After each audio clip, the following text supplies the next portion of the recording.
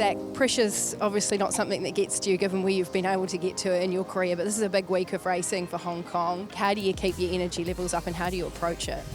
Yeah, to me, it's just a bit of a normal week. I know there are more things to do, as in coming to the breakfast and the gala and things like that, but we're usually pretty busy here anyway. I went to the gym this morning after track work. I played golf yesterday. You know, we've got the gala tonight. I would normally be going out for dinner anyway, so it's not that much different to what I would normally do. And then Saturday I try and keep pretty easy. I sort of spend the day at home preparing for the meeting. We'll have track work. I've got to lose weight. I've got to do form. You know, get in bed early, make sure that I'm ready for the big day. But it's an exciting week and it's one that I look forward to, and it's even better when I've got a couple of good horses to ride. Vencedor, the Kiwi horse, you're going to partner him on Sunday. You rode him in a piece of track work yesterday morning. Can you just tell us a little bit about the impression that he made on you? Oh, they tell me that he's meant to be a quiet, no-frills horse, but he was the complete opposite. He wanted to jack up and go backwards. He wasn't being nasty, he was just being playful.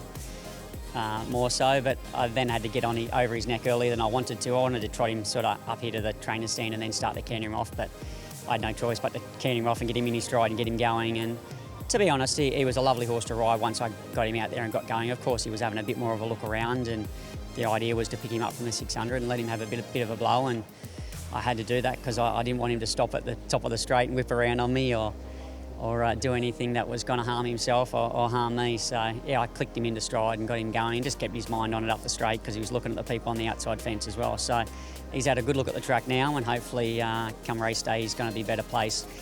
He certainly seemed to go through his paces nicely enough, and when he pulled up, what I liked the most is how quickly he recovered and how well he handled the gallop, and then we just cruised back. And I gave him a good look at the winning post on the way through, thinking he was going to shy at that, and he certainly did too. So he's well aware of every marker that's on the track now.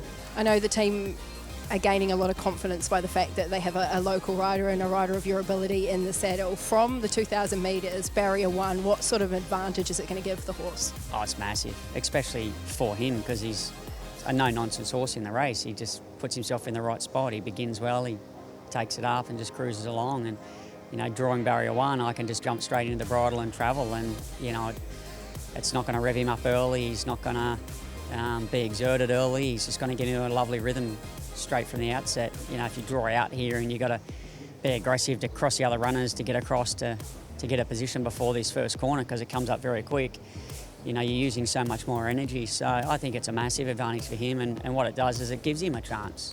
You know, he's up against some really good horses here. You know, the Japanese are very strong, Goliath's very good. So he needed some help, and he's been given that with the barrier. So, you know, we're going to find out whether he's up to them or not. It's not the only Kiwi bred horse you're going to partner over the weekend. Ka Ying Rising, the other for David Hayes. It's a young horse. He's come a long way in a short space of time. He's already picked up a number of Group 1 wins. Obviously another level for him on Sunday. But what does his potential look like, given where he is in his career at this stage? Yeah, well, he's only coming to the end of his 4-year-old career, right?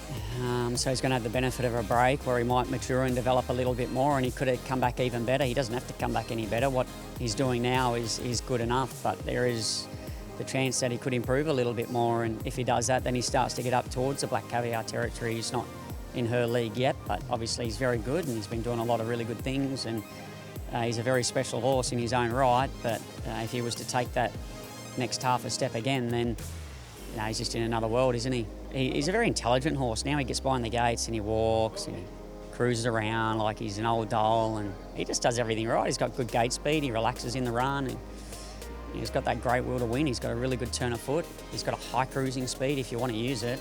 You know, he's actually better on a fast speed than he is on a slow speed. And for once in his career, especially in these big races, we've actually drawn a gate. Like, we've always been drawn outside and had to use him to get a position. But once again, from 4, it's the same as Elventor. I can just let him use his natural speed and let him tell me where he wants to be.